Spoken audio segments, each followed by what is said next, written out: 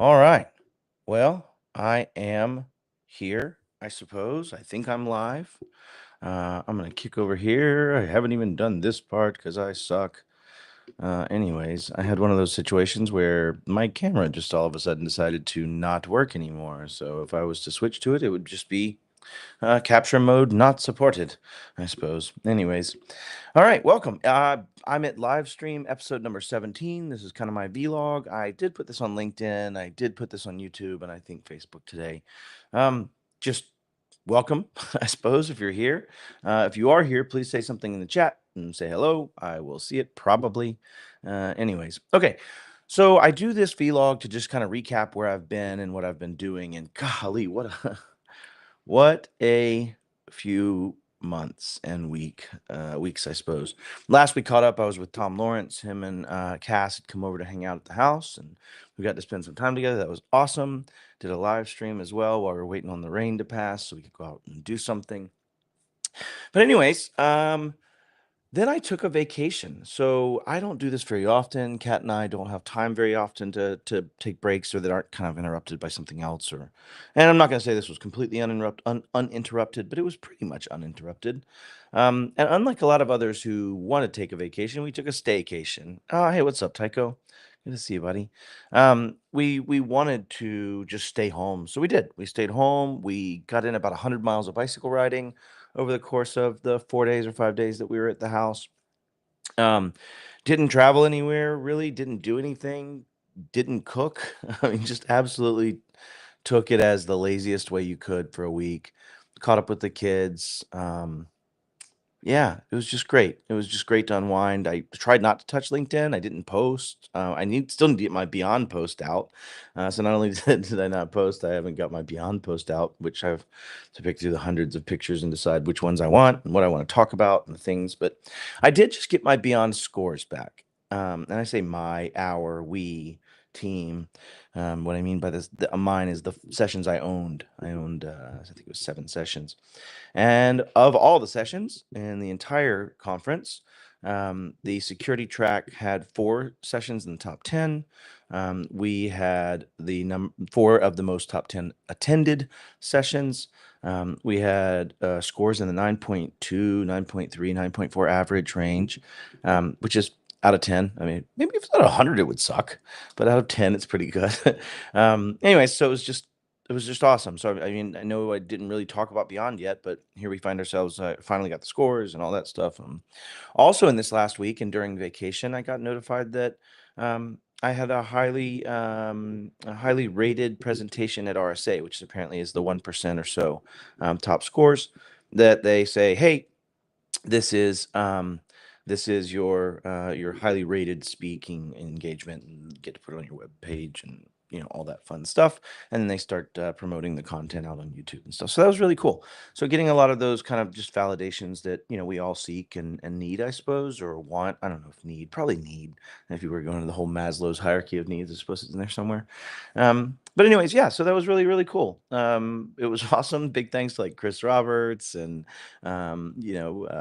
Phyllis Lee and Paige and Rick and Dom and Jason Slagle and just everybody, so many people, right, that were willing to come help. And I didn't pay anybody. It was all, I mean, obviously some free tickets and the hotel and such, but it was really just awesome to have so many friends that are willing to just come help move the needle and raise the tide. So let's kind of go over what I've been doing since then. Tycho, I don't know if you heard it or not, but great to see you, buddy. Thanks for being here. So this was my stat tracker. So I don't know if anybody's watched this before. I won't make the assumption that you have, but this is my stat tracker. And what I've been doing is just tracking how many presentations, how many hours of direct educational content. And I only delineate between presentations and educational content by something set as a classroom or a course sold in Academy that somebody wanted to come attend. So 36 hours there. 105 presentations this year. Like it's June 27th. So we're almost halfway through the year. Um, and if this pace continues, which I don't know if it will, I don't know if I will do another 100 something. Maybe not. I do 4 to 5 a week, but I don't know. I just don't know. We'll see. But I'm at 105 presentations. If you were to extrapolate that forward, that's going to be about 200 presentations, give or take. 36 hours of content. My gut says that probably hits 60, 70. We're now at 55 flights, which is right on pace. We do about 105 to 110 flights a year, including a couple of international. I am proud to say that I am going to be going to Amsterdam.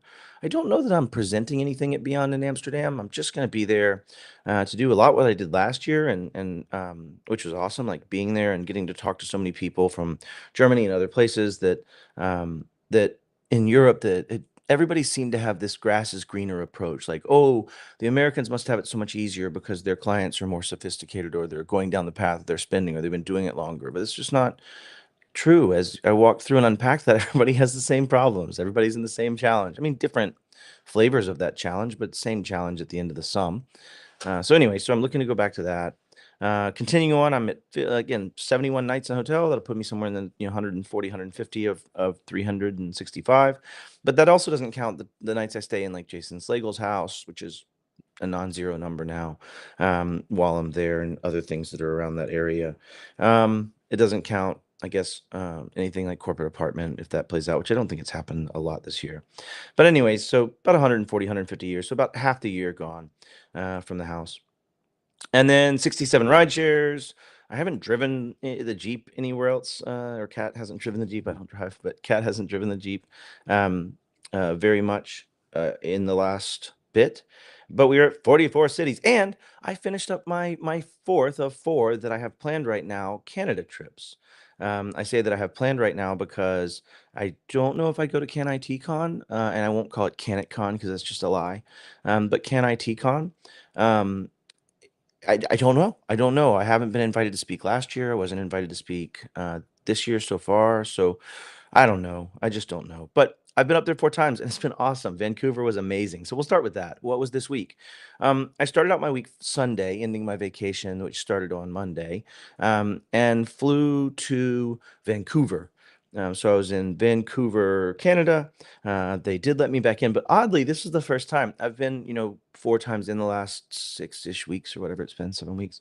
And so this is the first time the Canadian Border Patrol asked me, "Hey, sir, are you here for work or pleasures?" Work. And he said, "What are you here for?" "A cybersecurity conference. I'm speaking at it." Sir, do you mind giving me 2 to 3 minutes of your speaking plans and go ahead and speak through some of your talk? Just act like you're starting to talk. And I'm like, what? It was interesting, right? So the guy the guy wanted me to do my talk, which was no problem. I just turned it right on. I was like, absolutely, man. I'm gonna be making a comparison between, anyways, and it was good. So I went up there, and I have a deck that I've been doing. I will probably like record this one and put it on YouTube. I've been polishing it for this year. Um, but it's a deck where I try to walk people through the comparison of how we as a species, it seems, treats technologies when they come in our world, right? Like in the Industrial Revolution, there's a lot of armless people or dead people in the Industrial Revolution, but also all the awesome things that came from it. And so you have this kind of trade-off where we tend to let things live, in my opinion, for about a lifetime or so, or maybe two, before we actually deal with securing them and making them more scalable and long-term viable. So this is kind of one of those things where I believe that from a technology perspective, we're kind of right there. First digital computer, 1937. Here we are, almost at 100 years of that time frame, and we're just now starting to deal with the implications of making absolute fucking garbage that we let people buy because they're too ignorant to know they're getting screwed by the people making it, and the people making it say it's a capitalism problem because it is. So it's a challenge, but we always solve it. So that was a fun talk, and it was one of those things where Canada continues. I say Canada as if it's a definable thing in that regard, but the people I've met in Canada continue to want to do things in Canada more and more. We have an amazing sales team in Canada from PAX 8 that's doing all kinds of events with people there, and you have this kind of sense of national pride playing out, probably as a result of being kicked by their cousin. But ultimately, it seems like these events are getting more and more Canadians. And really, I would say, like, on a thematic aspect, I've met people I've not met before a lot in the last 2 weeks, 3 weeks, really, if you count out my vacation, I suppose. But in the last week, for sure, in Canada, I met probably 7 or 8 MSPs that I've never met before out of like 20 that were in the room. It wasn't a huge event, it was fairly intimate, but it kicked off with a kick ass speaker. The speaker, Adam Creek, is the gentleman that had 5 gold medals for rowing. Well, not all Olympics. I think one was Olympics.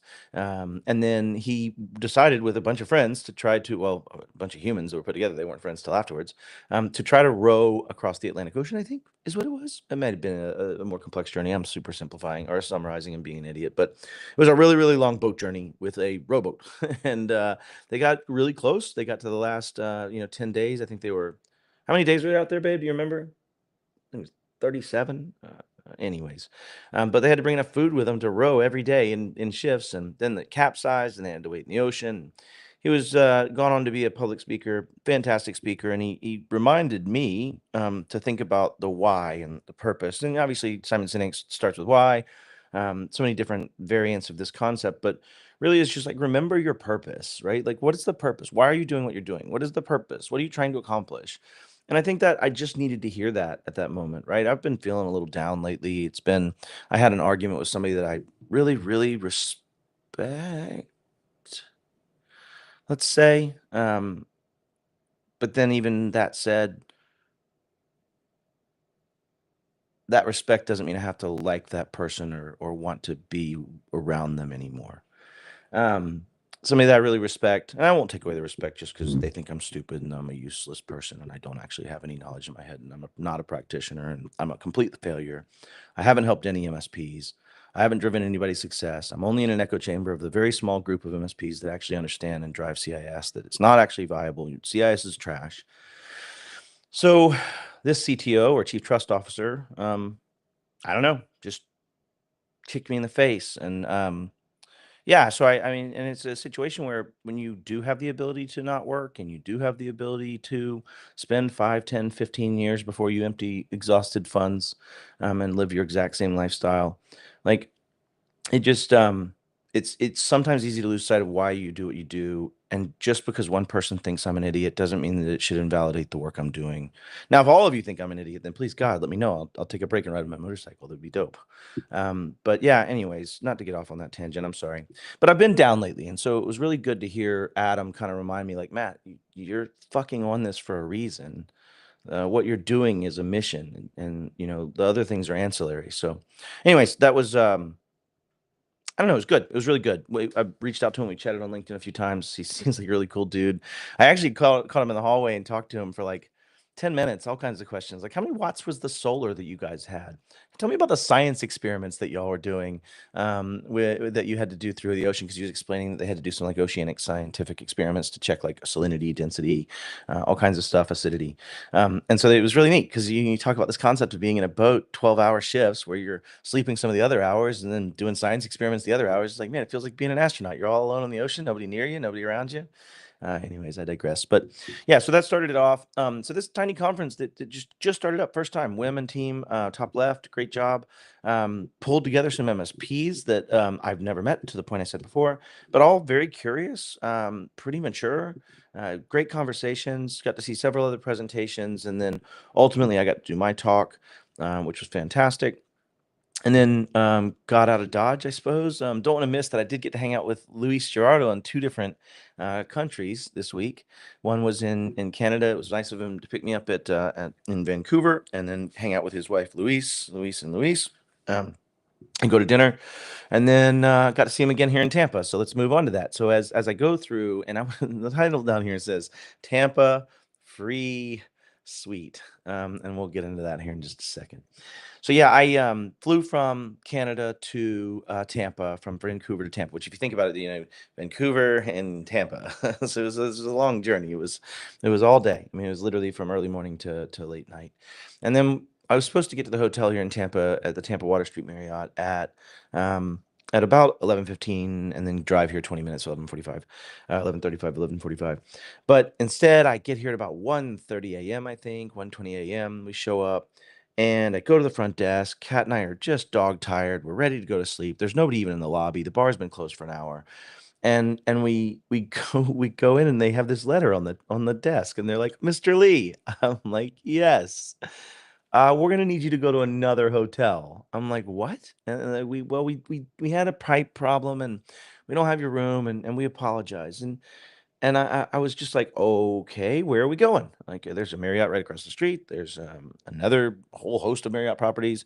But no, no, no, no. They booked me a hotel in St. Petersburg, Florida, a 47-minute at that time drive from where we were to the hotel. That meant I got to the hotel and was asleep by 2, like 40 something. I would fall asleep by 3, back up by 6 because we had to get back to Tampa, all the way to the other side of Tampa. So, needless to say, I was like a non-zero amount frustrated. And I hate it because it was one of those things where I felt like I was frustrated for my privilege, which sucks too, because then you're like, how dare you be frustrated about the fact that you have like, the kind of thoughts that in your head are like, well, I'm a titanium elite. Why would you kick me? And anyways, and it's just one of those things where it was frustration with myself for being frustrated, not being human enough to just absorb it and take the humility of, well, sometimes things like this suck. So I ended up filing a complaint with Marriott, and I just told him, I was like, listen, it's just unfortunate. I hadn't expected this, but here we are. And anyways, they ended up giving me this dope suite, and not making me pay for the room, and giving me a bunch of points. So it was kind of cool. But I will say it's just those little things that seem to add up when you're kind of traveling, right? Because it wasn't just one, it was the late flight, and then you get to the hotel. And I guess my biggest piece, and maybe this is the corollary I'll bring back to MSPs and others, is like, I'll go back to the person. I'll go back to the person that really hurt my feelings, and really kind of put me down very hard, and actually quote this person because it is a fantastic quote. But when you talk about what is trust, right? Trust is, and I still will use it. Trust is three things. One is the ability to have a one-to-one say-do ratio, right? If I tell you I'm going to do something like, hey, I'm going to do a live stream at 11:15, don't not do the live stream, right? If I tell you I'm going to meet you for lunch, don't not show up for lunch. If I tell you I'm going to do a project starting next Tuesday and I'm going to have the server in, don't not have the server in, don't not start the project, right? And I think these are the things. That's the first one. Have a one-to-one say-do ratio. If you tell me I have a room that's guaranteed, and because of my status, I'll have a room no matter what, it's not going to be given away. They'll give away some other room, and then you don't do it, you've hurt my trust, right? And same thing for your clients, right? If you're thinking about this from a cybersecurity or project or any MSP perspective or any service business or anything really, any relationship, friend, family, I don't know, foe, I suppose. Um, do what you say you're going to do, right? And I think then the second one though is what I really feel they failed at, which is if you can't, if something comes up, if something changes, if something goes wrong, if you fail, have the hard conversations first. Speak first, right? Have the hard conversations first. Come out and say, hey, Mr. Lee, when you arrive tonight, please don't come the 40 minutes from the airport to this hotel. Please instead drive the 1.5 hours straight to the place we're sending you. We apologize. Let us know if you have any questions. Well, yeah, that sucks. It sucks to have to make that call. It sucks to have to reach out. It sucks to have to send the message. It sucks to have to deal with it, but it sucks less than whenever I get there and I'm more frustrated because you didn't do the thing you said you were going to do. And it goes back, if we take this back to the corollary, if you have a project and you say you're going to start at this time and you cannot, speak first.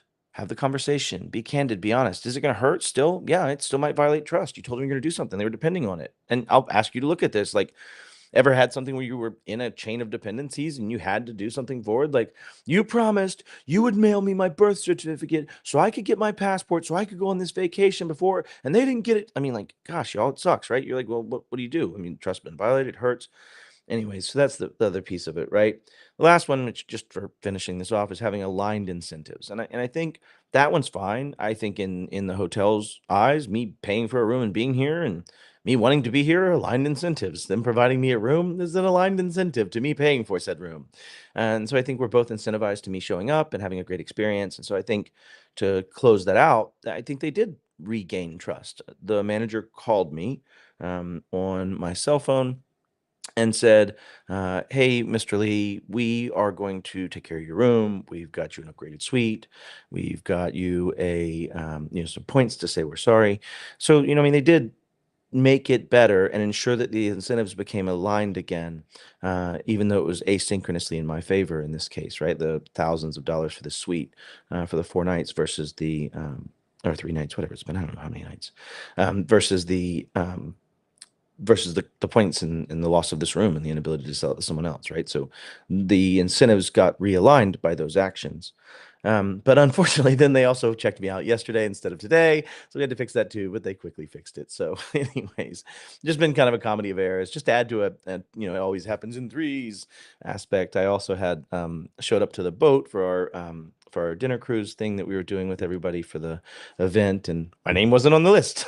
So that was a third one there, right? Where I had to wait for a little while to get that fixed and stuff. But anyways, all the joys of traveling, all the things that can go wrong. And if I was going to make a summated, thing to think about is like, what is your free suite? What do you do when you have a client? I'm assuming you're MSPs, but you may not all be, or the all four of you that might be watching. I don't even know. But like, what is your free suite? What is your how do you make it better? How do you realign incentives after something's gone wrong? How after if one-to-one say-do ratio is the first part of trust, and you're in a position where you violated that one-to-one say-do ratio, you haven't done what you said you were going to do, you failed in some component. And now you're in this place where you've spoken first, hopefully. You've said, hey, I have a problem. I know I need to deal with it. I know this is bad. How do you realign incentives? And I'd love to ask you just to think on that is what are those things? Is it just an apology? Is that always fine? Are there things you have to do to overcome it? Is it something where you just have to regain trust over time by continuing to hit that one-to-one say-do ratio and now know that you're down to 0.999997 to 1 say-do ratio, right? As we all are as humans. So anyways, trust is based on those three principles. And Marriott, I think, took me on a real journey through that. All right, back to the work stuff. So then I got here for the purpose. I came to Tampa to go to a CyberFox event. CyberFox is a really cool uh, idea that They did basically, and they've done this 9 times now. They bring in people that have not ever been before. People that are not as in the industry wouldn't go to events normally. They invite them, they pay for it, they bring them here. Obviously, there's no such thing as a free lunch, but the incentives are aligned. We teach, educate, and hopefully they buy. And I got to do a talk with Jason Slagle, which is so fun. It started out as a project 2 years ago, a year ago, 3 years ago. 3 years ago, we started out because some speaker didn't show up at a conference that was doing a talk called How I Would Hack Your MSP. And we just were asked, hey, could you guys do it if this guy's not here? And we're like, yeah, I could do it. We only had like 5 slides. We ended up just really looking through Tradecraft. I was showing people DNS Dumpster and security trails and walking through Shodan and helping people understand. I mean, they're basics. These are basics, but just really walking through and kind of educating people for that first talk.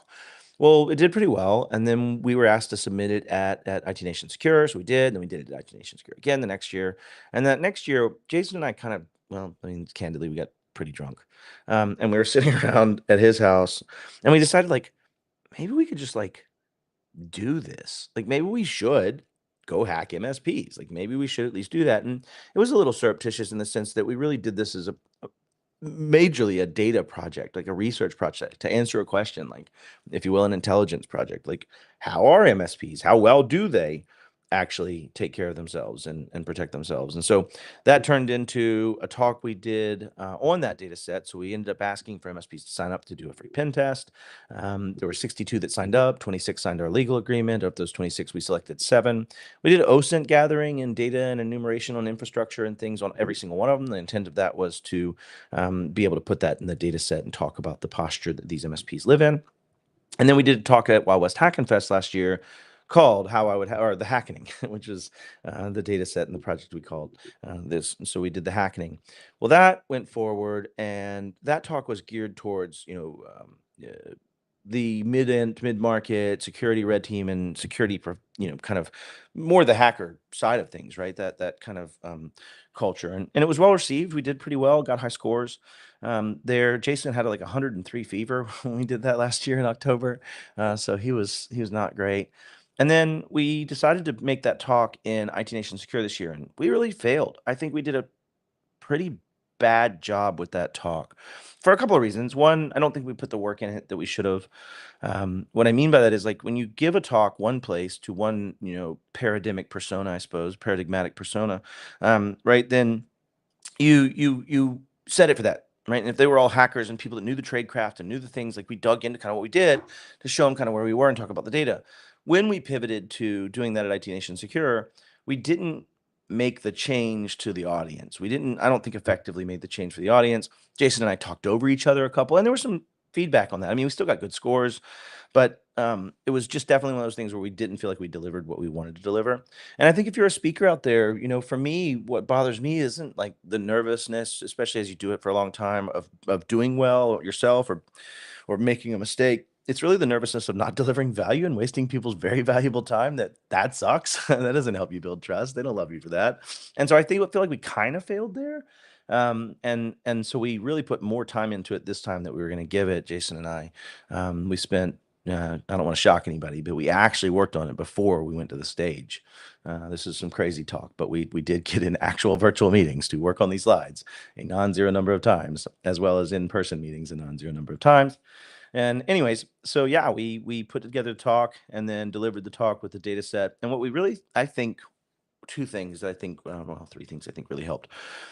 If you're building a slide deck, I would encourage you to start at the end with the takeaways you want people to have and work backwards from that rather than forwards to the end. I think going forwards to the end, you hope that you're putting together a cool recipe. Whereas if you're reading the recipe on the end and then applying it, it's coming together in the format of the recipe. Which also great shout out to my friend Zach Scherf. It's his first time speaking, and he had a keynote speech in front of I don't know, 70 people, and so it was like awesome. He crushed it, of course. He's brilliant. So it was great.